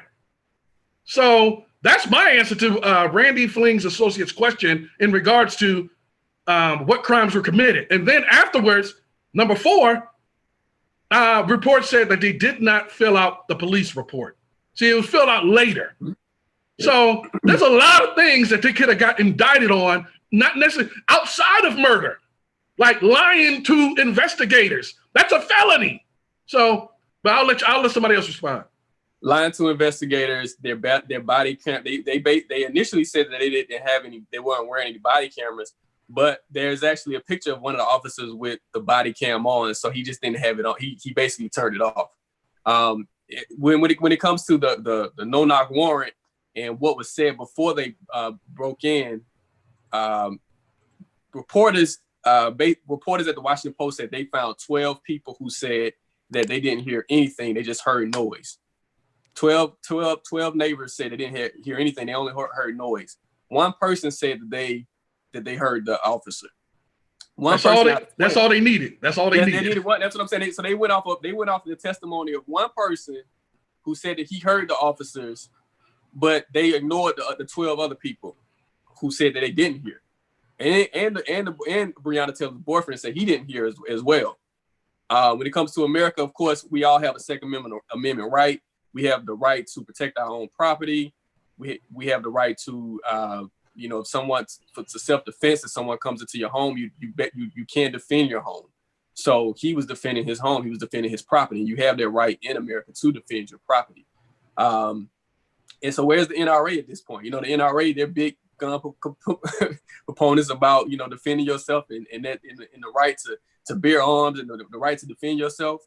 Why isn't Breonna Taylor's boyfriend given this same right the NRA say they love so much, that Trump says he loves so much? Why isn't he given the same right? Why isn't this same discussion isn't happening around him, that he defended his home? We're not hearing this discussion from the NRA. We're not hearing this discussion from right wingers, Republicans. Where y'all at when it comes to the second? You guys are staunch when it comes to the Second Amendment, having gun rights, protecting your family, protecting your home. But you guys are silent on this situation where a man thought that someone was breaking in his home, and he basically was protecting himself. So, there's a lot of inconsistencies in this entire case, and it just shows you, man. It's like with Daniel Cameron, if you do the work of white supremacists, you will be rewarded. And they're saying that he's actually on a short list of possibly becoming a nominee for the Supreme Court. So, yeah. And that just goes to show. But to answer Randy Fling's friend's question, and And you know what I'm saying? I think that Mir and I have already articulated that several laws were broken, including lying, including talking about the body vest, the consistency and the legitimacy of the actual warrant, and then the fact that we know they did not identify themselves. They just busted in somebody's home, and that is illegal in and of itself. So I didn't know if Romeo and Cass had anything to add to that about, whether or not, well, did they commit a crime at all? We should be supporting these officers. I would for Cass. I would have went for women. I mean, I've already said how I feel. I mean, at the end of the day, us discussing it isn't changing what's happening. Like I said, I'm really just heartbroken. I feel terrible for what happened to her. I feel bad for her family. At the end of the day, someone has lost their life, so that's just where I am. It's just heavy right now. And I just continue to send prayers to her family. Absolutely. I brought up the point that before you came on, and I'm glad you're here, bro. I'm glad you and Cassie. This right here should be the show. I'm gonna shut up. But I had brought up the point to Cassie and King James that I think the glass is full. I think we're at a tipping point, right? I think if anything happens, and I know everybody says all the time, think positive, move positive. I'm with all that. But I think the nation is at a point where if something else happens between now and election time, that glass is gonna tip over. Whether it's good or bad, something's gonna be pushed, because you can only push people so much. You can only get pushed by a bully so much before you beat the bully up. Yeah. So, and there's already a lot going on right now. I'm sure that most of you are aware that that yesterday 2 Louisville police officers were reportedly shot, and they've already found a suspect and apprehended him, and that there was chemical weapons used on demonstrators in Atlanta. Riot declared in Portland. Portland's already been declared by the Attorney General as basically as a zone by which, I forgot the word, and I don't know why that happens. I can't think of the word right now, a word wizard like me. But anyway, a riot has already been declared in Portland as protesters and police clash. And there are protests taking place in Philadelphia, Washington, D.C., and other cities related to this. So things have already started to happen. I knew there was going to be a ramification to what happened. So we just need to stay in prayer and to walk with deliberate action, not just respond emotionally. I think that's a dangerous thing, to just respond to emotions only. I understand we hurt, but we have to walk with thought and be meticulous in what we do and what we say. Oh, Lily Brown from Facebook just made a statement. I'm gonna try to read this clearly. If you don't like it, make a change. We built the system and gave the police power. This is the system that we have built. Be at one with it. Just respond in peace. Well, she's wrong about that. The police was basically the police is basically something that's basically came from individuals who were capturing slaves. That became the police. So yeah, the police, there's a history of racism when it comes to police. Right. Everything goes back to slavery, right? Yeah. So you got to understand the history of what you're talking about when it comes to policing and how it was constructed and how it was used to basically keep Black people captured and keep Black people in servitude. So you have to understand that first before you move on. Is to understand what policing is in America. Are you familiar with? She said that is Ausar philosophy. AUSAR. Are you familiar with that? I'm sorry. What did you say? He said that is Ausar's philosophy. AUSAR. I'm not sure if either one of you guys are familiar with that. I'm not. I don't know if Terry. No, I'm not familiar with it. But just to piggyback on that point, I noticed some people watched Harriet Tubman or the movie Harriet. There was an outstanding series WGN a few years ago called Underground in regards to people. Okay. So the philosophy is respond with peace to the ill conduct of others. Okay. Well, yeah, I mean, Terry, you froze. Go ahead and finish your point.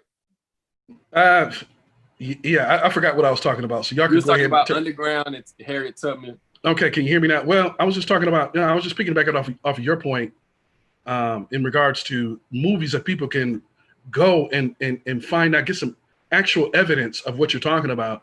The Underground and as well as Harriet, about the slave, the slave catchers and what their role was in those two movies.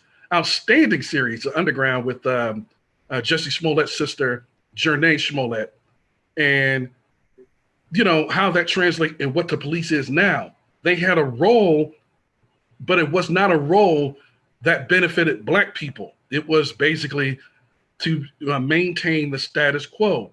And the front line of white supremacy is law enforcement.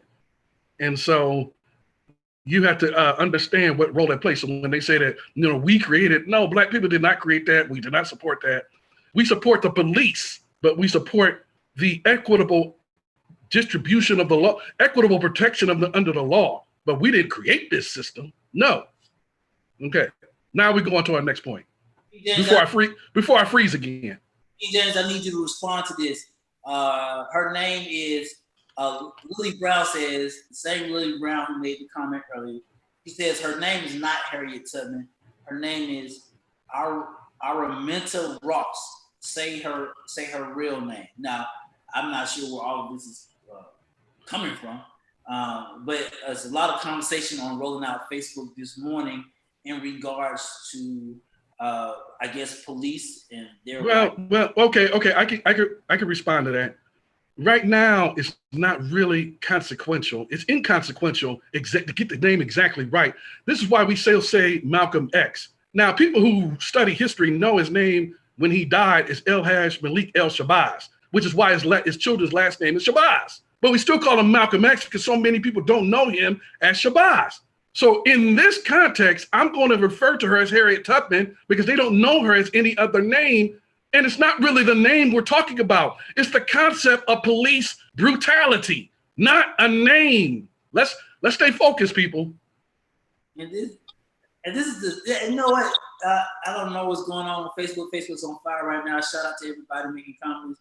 But this is one of the problems that we have. Like it can't be just one direction. Somebody got to jump in and say some wild stuff all the time. That's why. Have you seen my vote campaign video, Amir? No, let's see it. Yeah, you know what? Let's bring up the vote campaign again so we're going to lighten this. What's that, Cass? No, he got a report and I got to finish my report. Vote campaign later. Oh, dang. Yeah. Let's see Cass finish her report. We're sorry, Cass. Sorry, Cass. You sorry. I made it, so I don't want to, She said, I'm here now. Y'all gonna do my report. But in other news, closing out my report, coronavirus is still a huge pandemic going on in our country and around the world.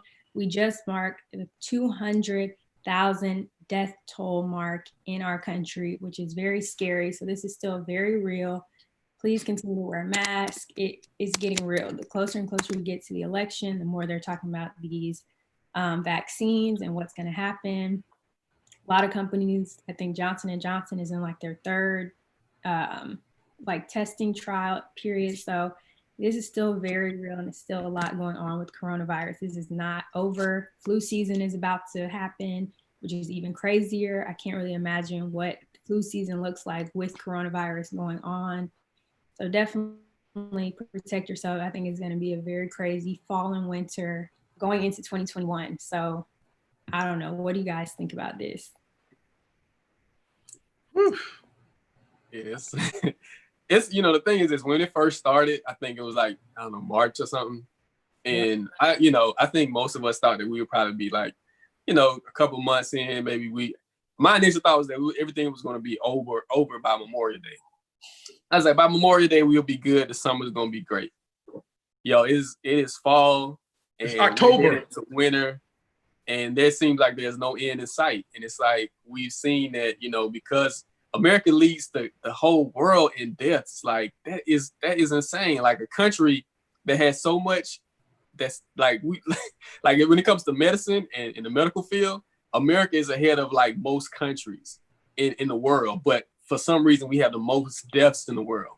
And if this doesn't like inspire you to get out and vote, to register to vote against what's happening right now, I don't know what will. And it's crazy that so much stuff is happening around this administration and people are still backing this administration after 200 deaths, after 200 people are in the ground that didn't have to die.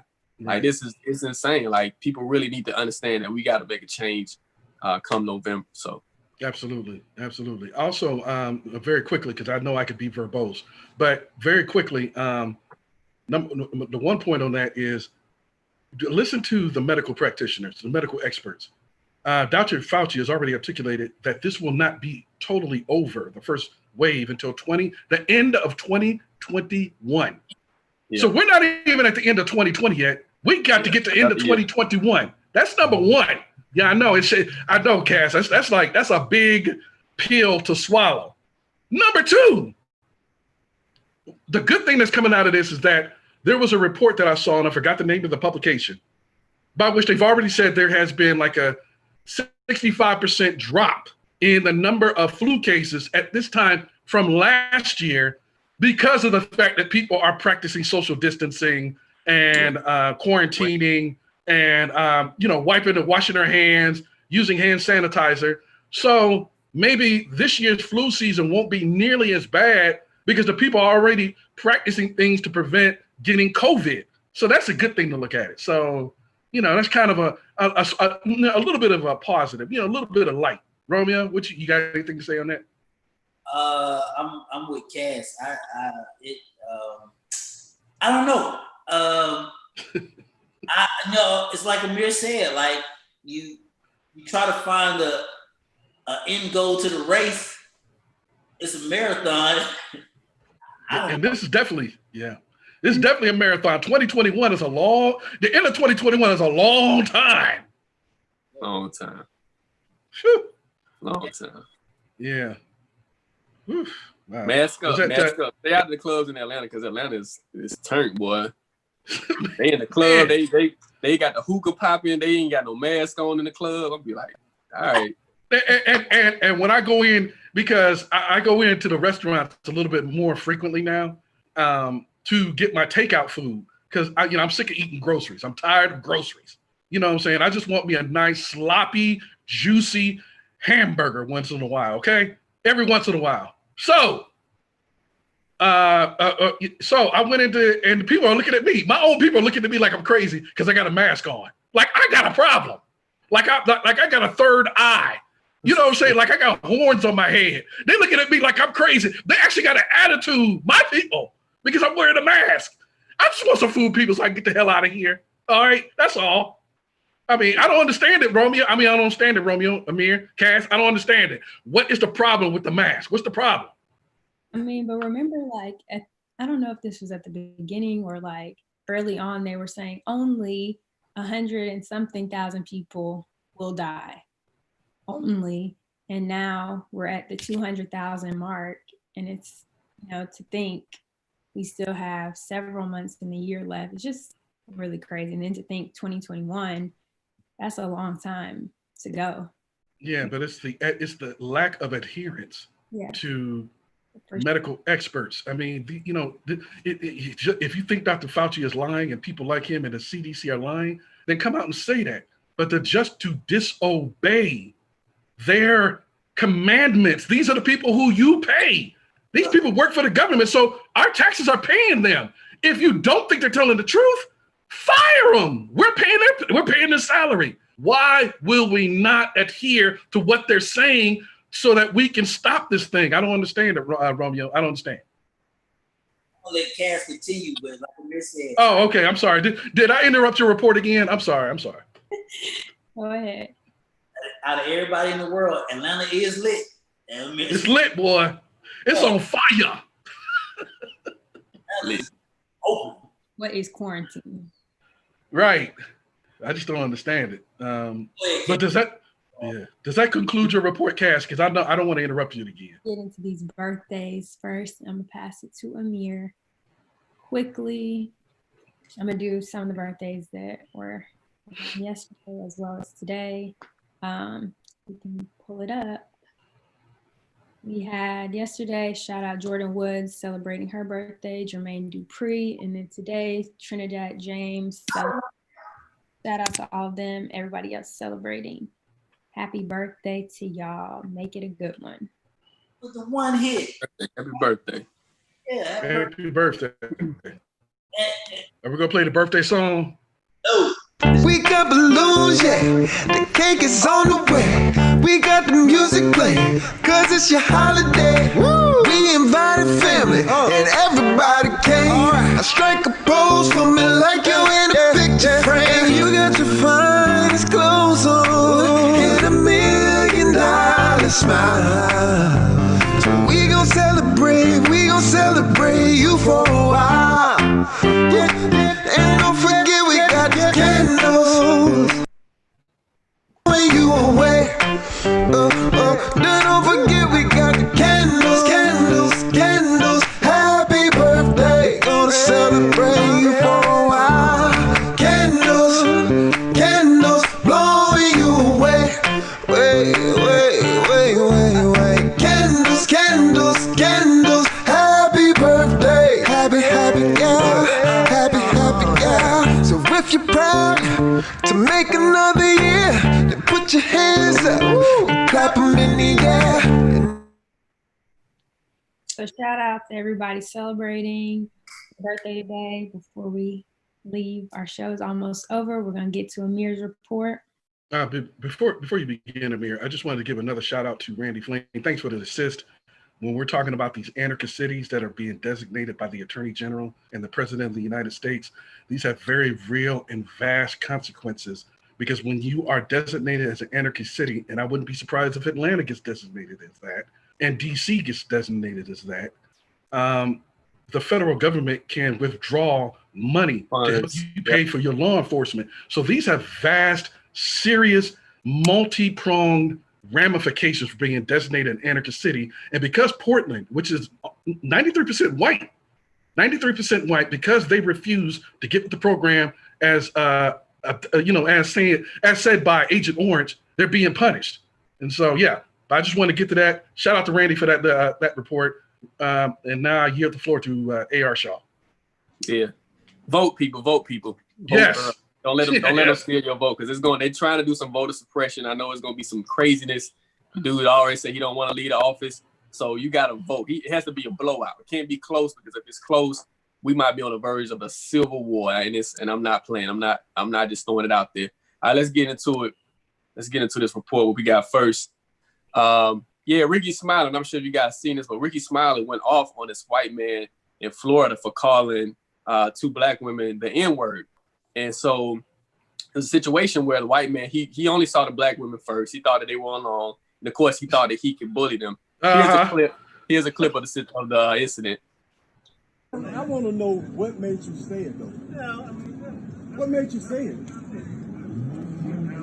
Are you that racist? Trump got you fucked up like that? Why would you call her a nigga? I didn't mean to, okay? But you did it, though. Irritated about what? We irritated about a lot of shit.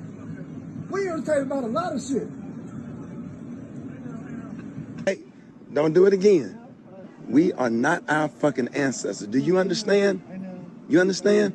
I will baptize you in that water behind you. Joe, don't ever do it again. Have a nice day. You see how scared you feeling right now? That's how you may help it. See, right now you saying you're sorry because you're scared. You really don't mean it. You really don't mean that shit. You've been saying that shit because you're scared. You see all these black people and you're threatened. That's what the fuck wrong. That's what's wrong. I know you're saying you're sorry right now because you're scared. You don't know what we're going to do. You don't know we're going to beat your ass, push you in the water. You don't know what's what. You don't have idea. That's just how they felt when you did them like that. They didn't know you were going to hit them with that van. They didn't know what you had plans for. Yeah. Man, you better be glad. You had the right one today. Yeah, super lucky. You come to Birmingham, come on across 10th, and drink a beer with us. You gotta go across 10th. It still ain't too late. Like, Have a nice day. That thong on your head, we still around here.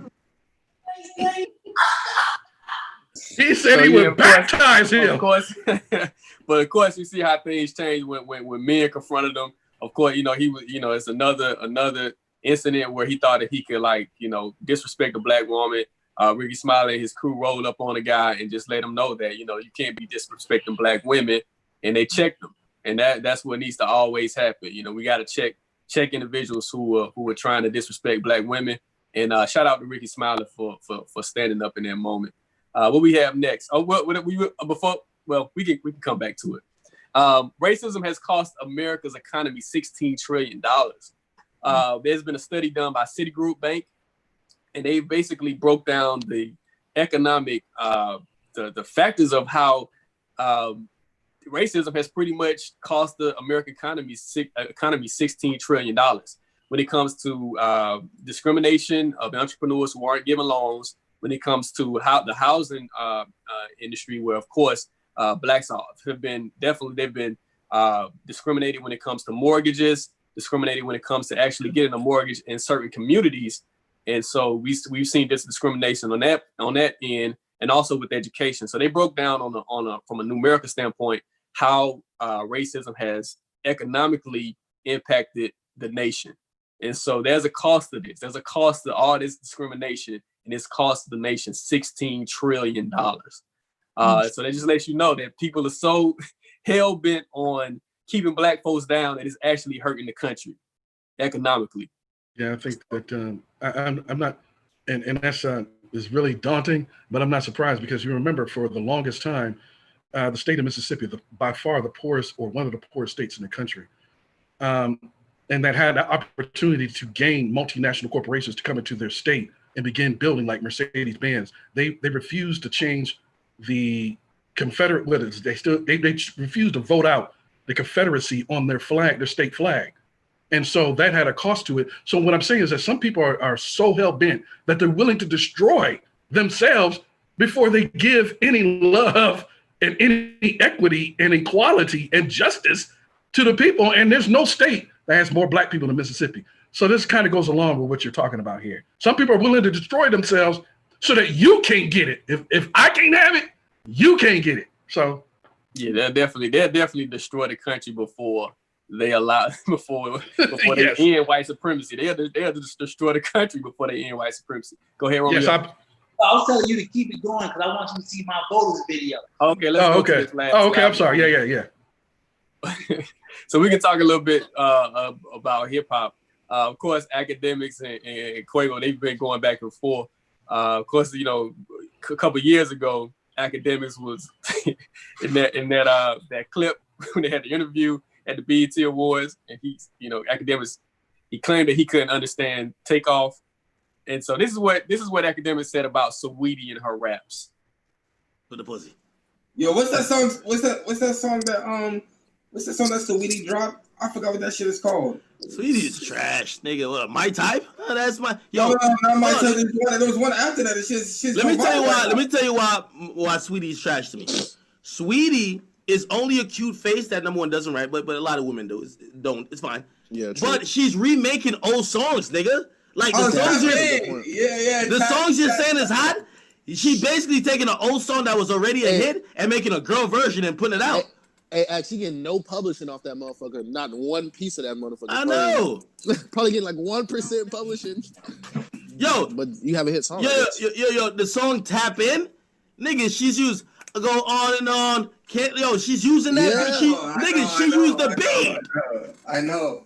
It starts with the same catchy riff as the original, so it's not even like a sample. It's like the exact same fucking song. I ain't gonna lie, she's still relevant though.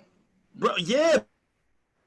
Yeah, so Quavo actually responded to academics saying that, we definitely want to sit down and talk to him. He's kind of upset that he's going at Saweetie, saying that she only makes songs that that are girl versions of older songs. And so they've been going back and forth. That's a little hip hop news. Let's go to Romeo's voting video before we get out. Go ahead, Romeo. I was gonna say, as a DJ, her songs ain't for us. It ain't for me, you, and King James. I mean, what's the difference? For women. Yeah, but like Amir said earlier, man, we're gonna encourage y'all to vote. So on behalf of Magic City, man, we're gonna encourage y'all to vote, ladies. Do you know who elects the DA? We do, but you don't want to vote. Can't make it rain if you locked up on some bullshit. Want trades and coding taught in our schools? Then vote for the school boards that will prepare us for the job market. Want to end cash bail? Well, then vote for the sheriffs and county officials that feel the same way you do. But you talking about, they gonna pick who they gonna pick, shawty. Ferguson just elected their first black mayor. You know how that happened? It's clear black lives don't matter to some of our current elected officials. Get your booty to the poll. Booty to the poll and vote. Well, I hope it inspires people to vote by any means. I hope it does the job. They created a campaign where all of their patrons that come in now have to register to vote. Yeah, but I also think that people were paying attention. They actually made sense in trying to articulate how things happen and how laws are made and how people get into office. I mean, they actually broke it down real tight, like, didn't they, Cass? Yeah, they did. Good information. I gotta agree. They did their homework. So yeah, sure. Anyway. I talked about it earlier. It was cool. It was a good play on words. Definitely get out, register to vote. I'm here for it. I want to kick off positive thoughts of the day, man. I'll kick it off. My positive thought of the day is I love each and every one of these individuals on this screen, man. And I don't say it as much, but I think today is definitely the day that you should tell a friend, a loved one that you love and you care about them. So, fellas, I care about y'all, and I'm gonna pass it to King James. Yeah, I'm gonna piggyback off on that and keep it real quick. Yes, cherish the ones who support you and love you. Take time out just to give them some love. You will never understand if some of these people are hurting or they're in a bad mood or they're depressed, and your words can uplift them. So the people who support you, give them some love. Family members, maybe some are estranged, maybe you're not friends anymore. Show somebody some love who has shown love to you. And I pass the ball to Cass in the City. I'm going to kind of piggyback off that and just say, make sure you're taking care of yourself in this moment. There's a lot going on. Make sure you're taking care of your mental health, your emotional health, your physical health. All that right there. To Amir. All right, so I'm just going to tell the people out there, don't give up the fight. Of course, anytime you want change, it takes a long time. Change doesn't happen overnight. When we look at the past, look at how long it took them to abolish slavery, when it took them so long to abolish situations like the Jim Crow laws and actually get the Civil Rights Act passed in the 60s. So you got to continue this fight. Don't give up, even though it seems like our backs against the wall when it comes to changing this system. You got to keep focused, stay out there, and make sure that we're doing this for the next generation, and make sure that it's better for our kids to come up in a better country, in a better world. Just want to kind of drop a tidbit. You guys definitely follow us, rollingout.com. We have the Ride Conference tomorrow and Saturday. It's going live. I want you guys to definitely go to. I want to make sure I get the right website. Do you have the right website, Romeo? What's the right website? Ride.rollingout.com. Okay, ride.rollingout.com. Definitely go there. Check out, get your tickets today. It's going live. We got individuals like Master P. We got Dame Dash. We got Yandy Smith. We got Bakari Sellers. Anybody I'm missing? Who else we got that's coming? That's going to be a dope for people to get some education from. We have tons of people in business, tech, giving insight onto those, those segments and how you can, be successful in those areas. Spectacular, Ryan, Leslie, Pretty V. Definitely register. Check us out tomorrow and Saturday. It's going to be a lot of good information to help you, in your career, in your life, level up and chase your dreams. Get your booty to the pole. Yes. Well said. I am A.R. Shaw for Romeo International, First King James, Cats in the City. We out, man. We're going to catch y'all at Ride tomorrow.